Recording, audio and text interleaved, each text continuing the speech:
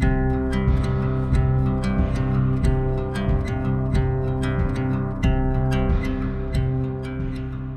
I stay or do I go?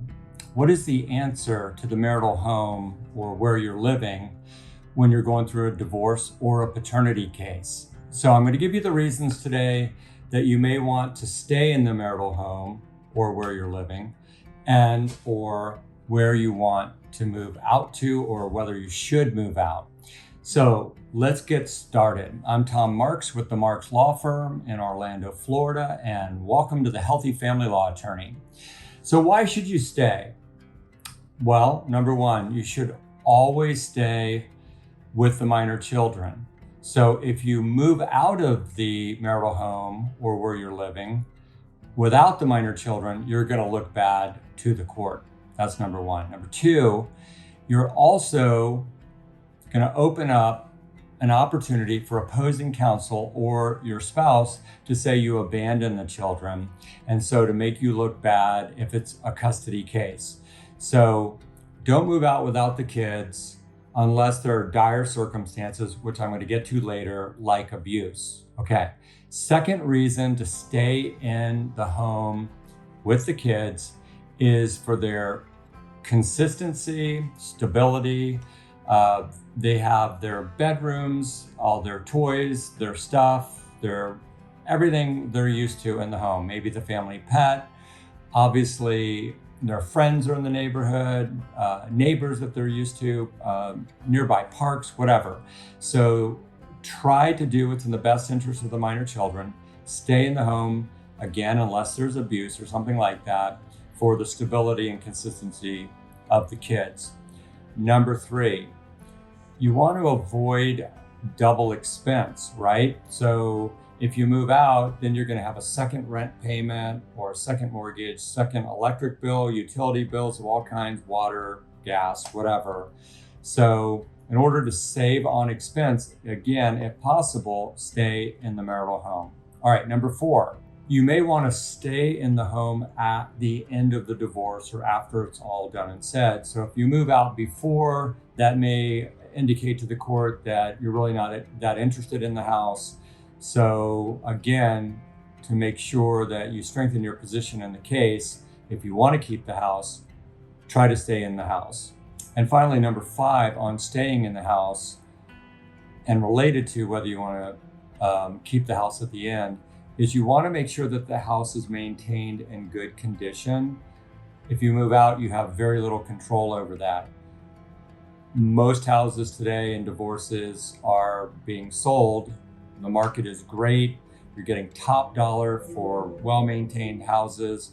So if you want to maintain the value and the resale ability of the house, you want to stay in it to make sure that it's not allowed to deteriorate, I guess, or that there's no damage done to it, and so forth. A couple of things to consider if you do end up staying in the house and you're concerned at all about domestic violence or fighting or your safety or whatever.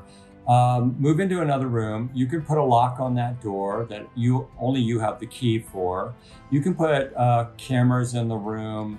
Let your spouse know that there are cameras so they can't argue that you violated their right of privacy within their own home.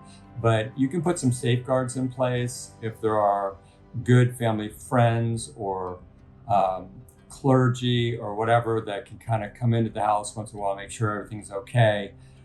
Do those kinds of things to make sure that you're kept safe within the house if you stay. Okay, so now let's talk about why would you move out of the house in a divorce situation or a paternity? Well, number one reason is abuse. If you're being physically, emotionally, mentally, spiritually, sexually, whatever, any abuse like that, no one should ask you to stay in that situation. The judge will understand.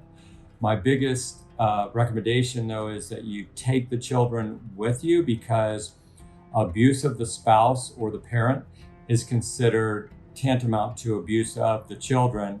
And again, we can make that argument to the court why you took the children with you, but don't stay in the house if you're being physically or otherwise abused. All right, number two, Kind of on the flip side of that is if you're concerned your spouse is going to make a false allegation of domestic violence to get an upper hand in the case, to get you out of the house, you may want to move out to avoid that false allegation, because this is one of the only areas of law where you're basically considered guilty until proven innocent.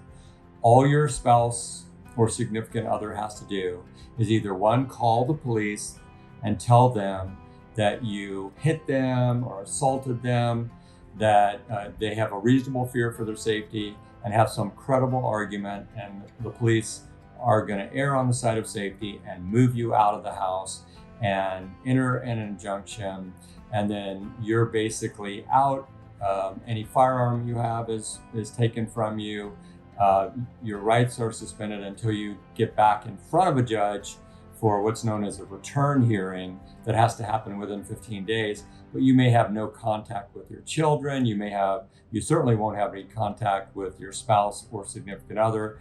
There will be limitations on how close you can get to places like the house, school, your spouse or significant other's place of work, and so forth. So let me give you a couple of quick definitions, legal definitions. One is assault. Everybody thinks assault and battery are the same. They're not.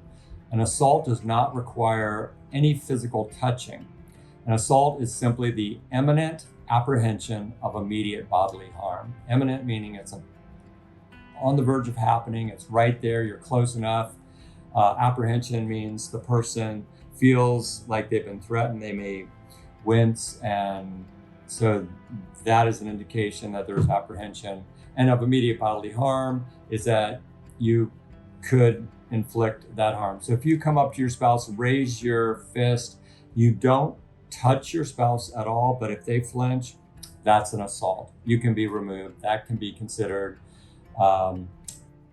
sufficient for a petition for an injunction against domestic violence. So battery. Battery is much simpler definition. It's just an offensive touching. So obviously if you hit, kick, punch, scratch, whatever, your spouse, that's going to be a battery. But it can also be you grabbing anything attached to your spouse or your significant other, like their phone, an umbrella, their purse, whatever, grabbing it out of their hand that pulls their hand at all, that is also considered a battery. So if you want to avoid domestic violence, you may want to move out of the house because that can kind of put a black mark against you in the case if the domestic violence is upheld. And then you're on the outside looking in. You've got a domestic violence case as well as a dissolution or paternity case going at the same time. Okay, the final reason to move out, number 3, is a positive one. And that is if you have a good, safe place to go, other family member, a good friend, somewhere where they can help you with providing for the children. Again, you're moving out with the children. You're letting your spouse know, significant other know where you're going to be. You're not trying to hide the children from your spouse. You're actually communicating the whole time, maybe as soon as you move out afterwards, if you're concerned about your safety, or if you're working out some plan with your spouse or significant other of who's going to take care of the children on what days and what the time sharing schedule is going to be. I do recommend that you retain counsel that can put together a temporary time sharing schedule that can make it better for you and the children, because you don't want a race to the daycare or a race to school, who gets there first to get the kids, to keep them from the other. Very damaging to the children. So the last tidbit I will say in this video today is that most psychologists have come to the conclusion that it's not the divorce itself that's the most damaging thing to the children. It's the high conflict between mom and dad that the children feel involved in or impacted by that is the most damaging. So if you can, try to do it in an amicable way, in a more friendly These are your children. Put their interests first. Do what's in the best interest of the children. This is the Healthy Family Law Attorney channel. So what I like to say is, I believe your family matters. So I want to provide hope and help your family to successfully navigate the family law process in a healthy way. I hope this video has been helpful. Please like and subscribe, hit that bell icon, leave a comment below. Love to hear your comments to my videos. And we're shooting a new legal video every Wednesday and a new interview every Friday. So I hope to see you on the next video. Have a great day. Thanks.